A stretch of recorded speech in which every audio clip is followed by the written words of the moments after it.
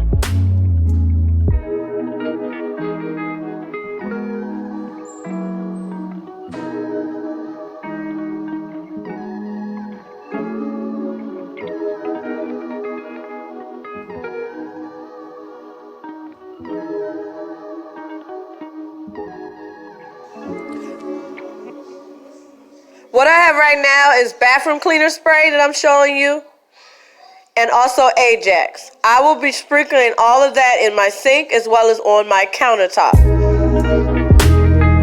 I'll be using just a regular old rag to wipe it all down.